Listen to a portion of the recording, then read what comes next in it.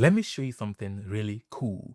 If I go to my browser right now, enter my email address, click connect with Google Calendar, pick an account, click continue,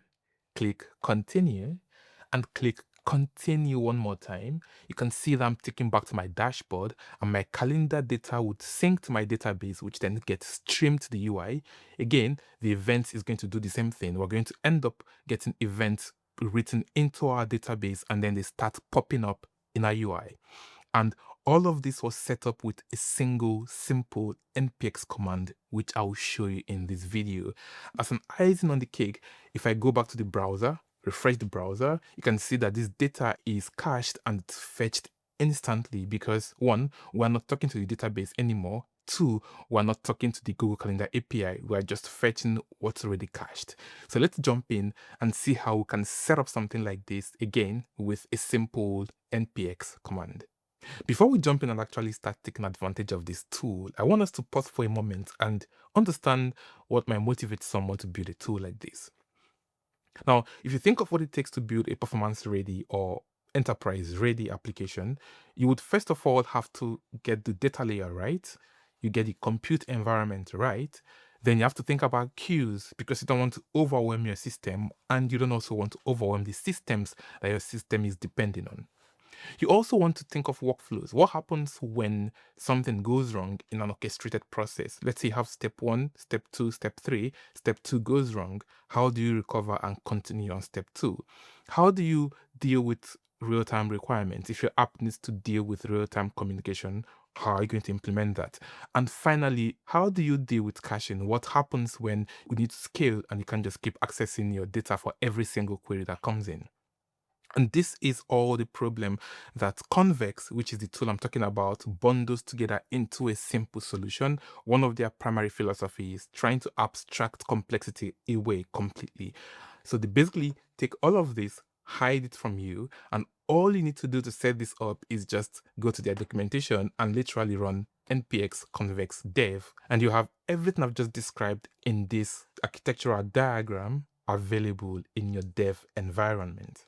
Now that we understand the problem that Convex solves, let's jump in and see how Convex powers this application.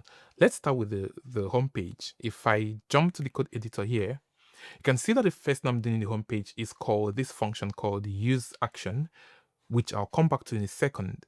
But what this function does is that it returns a function which we then pass to initiate auth, which we end up calling inside the handler, the form handler.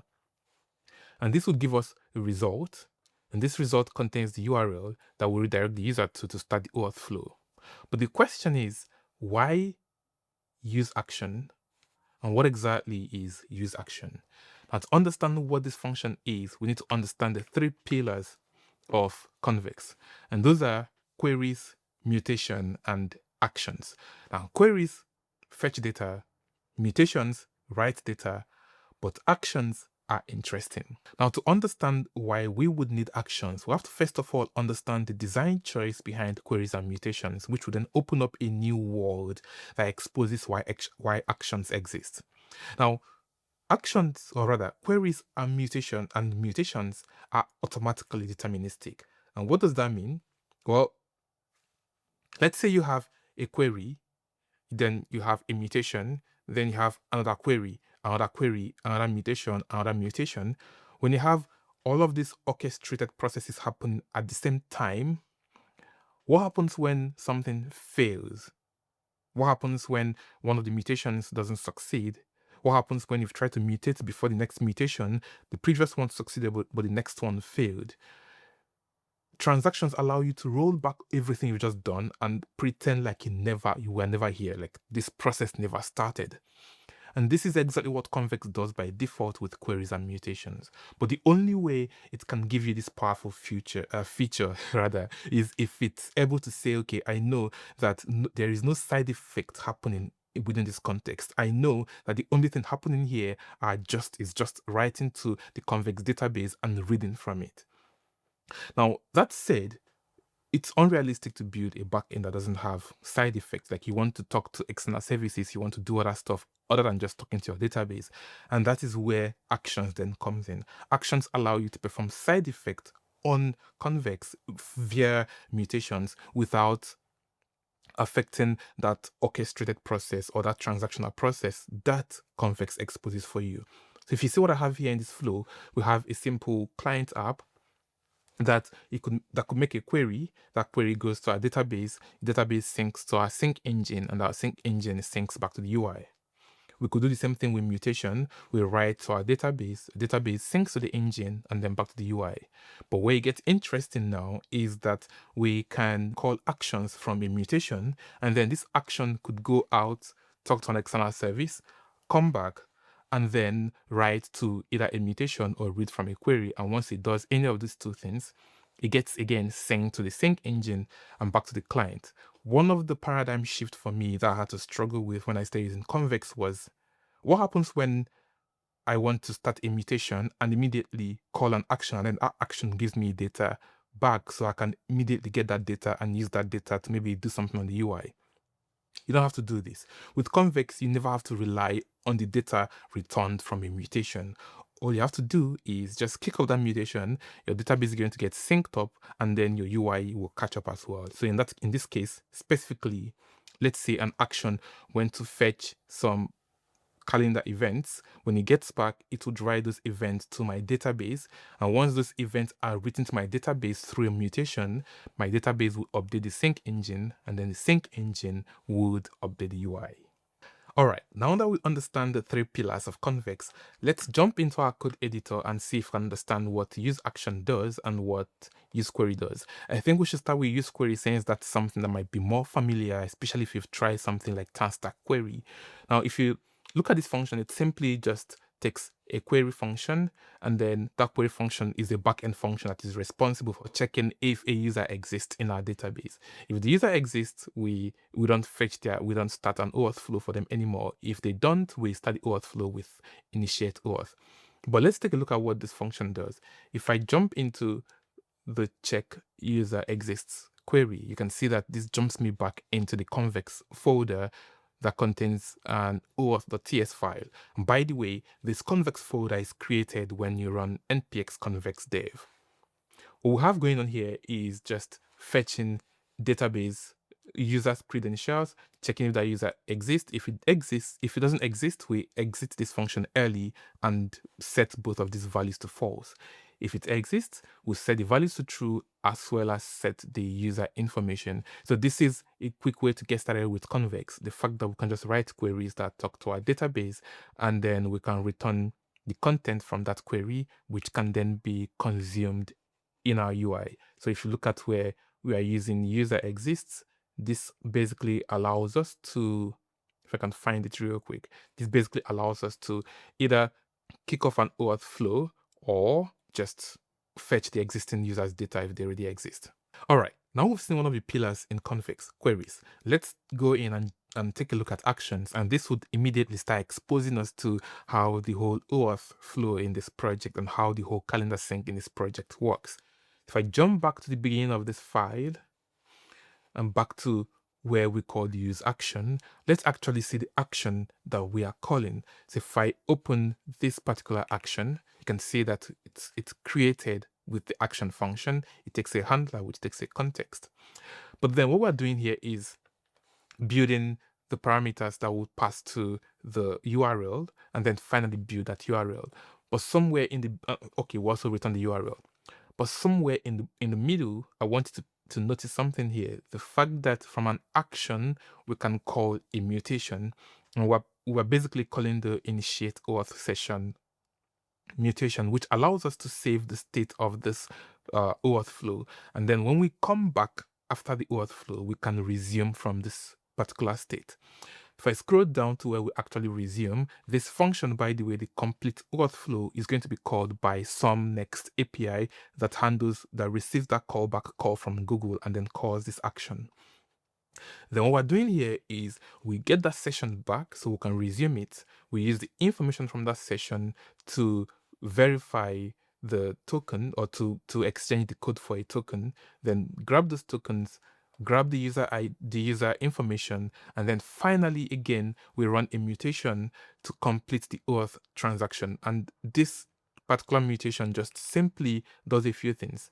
It gets the session again. And by the way, if you keep getting sessions like this, if you keep querying queries you've queried before, you don't have to worry so much about optimizing it, because again, Convex has caching built out of the box. So even though I made this query twice, it's actually cached.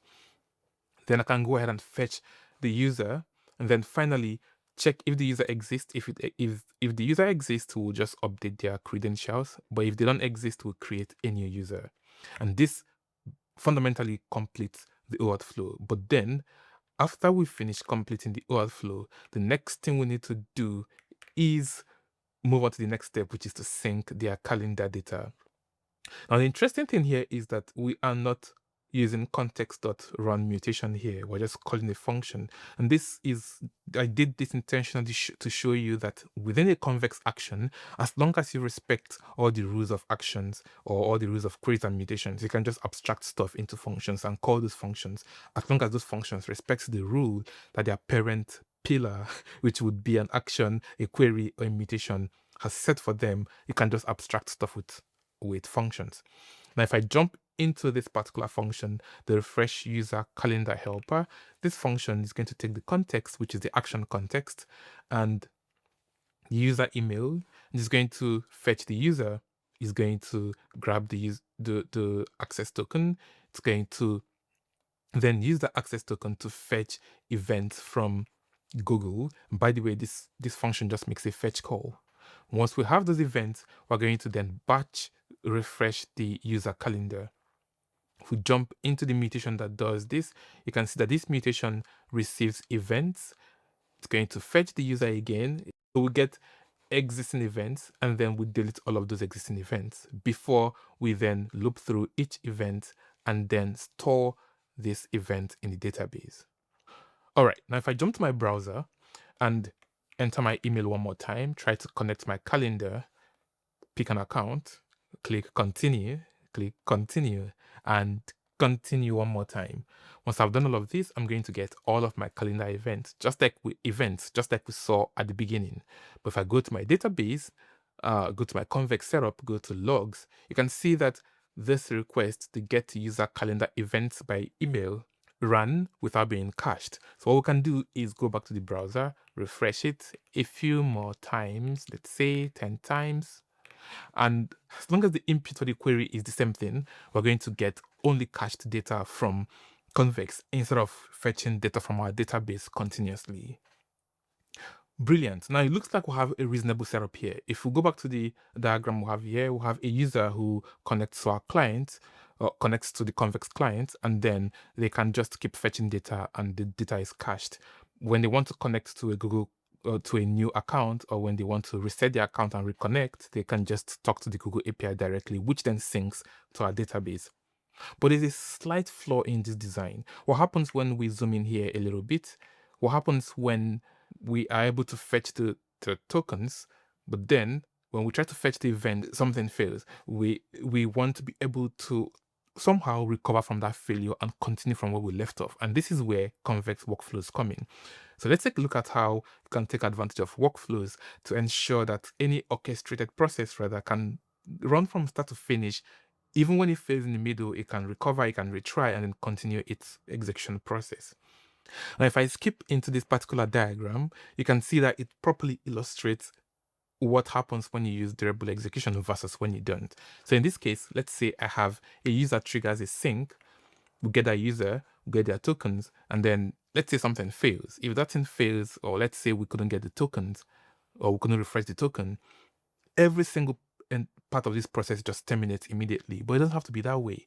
What if we could just recover if it was a network error, or we could just retry later if it was a rate limit problem? That's exactly what durable execution does. What we can do is that basically say a user starts the flow, then we get all of their credentials, or maybe in the process of getting that credential, something happens, maybe the process just failed at this point in time. So what we could do is basically use a workflow to retry this whole thing. We're going to attempt one more time, attempt again, keep attempting until either we reach all of our retried limit or we succeed. If we succeed, we follow the path and complete the workflow. If we fail, we just end the workflow at that point. And then we can take this even a step further from just being a workflow. By the way, this is how it fits into the bigger picture. It's going to sit somewhere in between our client and the back end, and it's going to handle all of the action stuff that we need to do, sync all of that stuff into our database, and then our database is going to end up syncing back to our UI. What I wanted to add to this whole architecture is kind of like a queue that's going to be responsible for batching all of our fetching processes. So think of this. If we want to fetch 1,000 events and want to fetch 1,000 events once, that might end up overwhelming the Google Calendar API, and then we're going to get rate limited and we're going to get an error, and that's it. But what if, or of course, if we get that error, we can keep retrying. But what if we've gotten to the point where we've grown so much that even when we retry, it's still so much data to ask Google for? So what we can do is use a queue to batch this whole process. And we do that by saying, you know what, hey, I want just the first 100 events to go, or we have five parallel operations that can run once, and for each parallel operation we fetch 100 events. And what happens is when we finish fetching the first 100 events, we remove it from the queue, and then we can add the next, let's say the sixth batch, to go and fetch from 500 to 600 and so on. And what this looks like in the implementation is just to simply install, if I can open my browser here, if we install, go to the convex.config.cs file, if we install both the convex dev/workflow and convex dev/workpool, configure them, and then back into our calendar, when we actually try to refresh our calendar, which is the entry point for this whole workflow, what happens is that we call the sync user calendar workflow.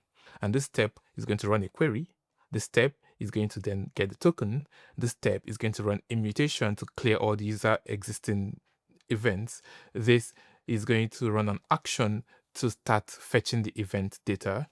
And when you jump into this start paginated sync action, you can see that this action actually enqueues a fetch process. And once that fetch process once we jump into that fetch process, it does what we've seen previously. We fetch all of the events from Google Calendar.